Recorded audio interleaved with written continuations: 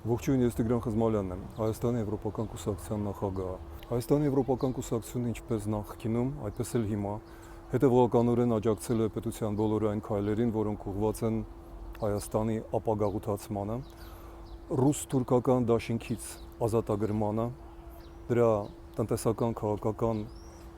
ռազմական ճնշումներից եւ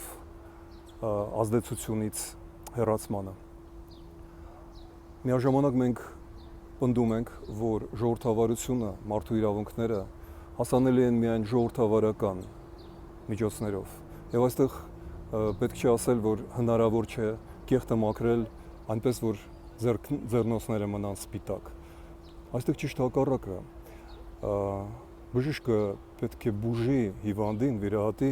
մաքուր ձեռքերով, մաքուր ձեռնոցներով։ Եվ եթե այդպես չէ,